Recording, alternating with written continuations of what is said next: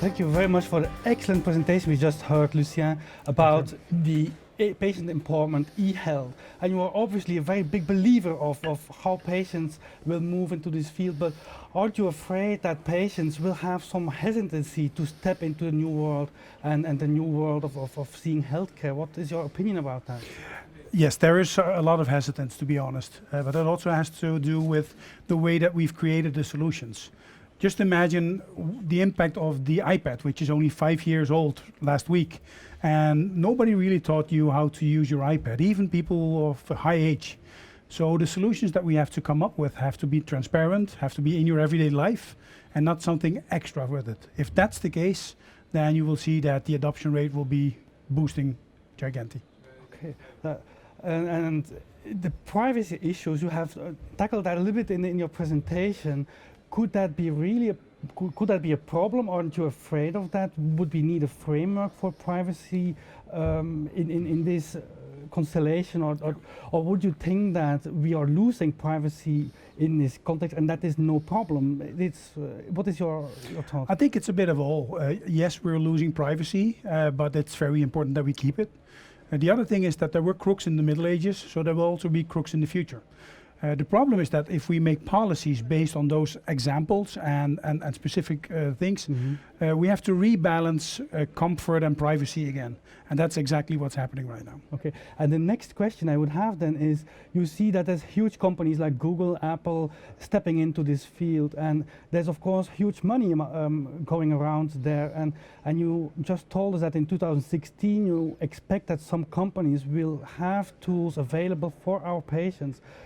Isn't that a threat for our community, that our field is taken over by companies, these very big and powerful companies? Well, that's exactly the reason why you have to collaborate with these kind of parties. That's, for instance, why we collaborate with our friends from Salesforce and Philips to create these kind of new solutions like we announced today as well. The thing is that it's a huge market, agreed, but just imagine for a second that if the abilities that Apple and Google has to sell you stuff would be used for patients to adhere to the treatment. That could be mind-blowing, and also from a cost level, be able to decrease costs. We don't know it yet, but that's one of the things that we have to research for. Okay, and so you have the patient, you have the doctor, you have the company, but nowadays in our social security systems, it's the healthcare providers, the social insurance companies that are paying for healthcare, and now you have some kind of model where the patient is paying his app. Is that? Well, I think that insurance companies don't pay for healthcare. I think we do, because we pay the premiums for the healthcare insurance companies. But that's nothing more than a model. The other thing that is going to happen is that patients will choose themselves. Healthcare is the only branch in whole society that patients are not in control. You're in control at banking, you're in control booking your flight, you're in control of taking your agenda, not in healthcare. And that is, with help of technology, is going to change very rapidly. Okay, that's very interesting indeed. And this is very disruptive technologies that are really shaking the whole way we do medicine at this time, and you see that will come in the very near future. How do you think this disruption will that really increase health of our society, or would that not have so much impact, but impact more on the psychology of the patient?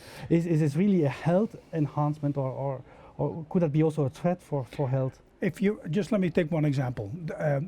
In a lot of conditions, we take spot measurements. We ask somebody to the clinic, take their blood pressure and their weight, for instance, and we base our treatment on that. Imagine if you can go measuring these kind of things 24/7. You often see a completely different perspective on that.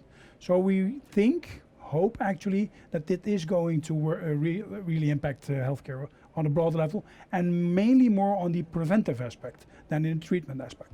Okay, thank you. Perhaps one last question. You are now in Brussels. In a few hours you were driving, well, now you're driving to Amsterdam and then on a flight to San Francisco. Apparently you have a lot of energy and you're moving things forward. What does keep you going doing all this? I think for the first time in history we really have a chance to solve some of the things that we're looking at for almost 100 years. And technology has that possibility. We have to find out whether it works. We have to research it thoroughly to prove it, and then take the next steps into it. And I really think that we really have to change the model even. Perfect. Thank you so much. Thank you.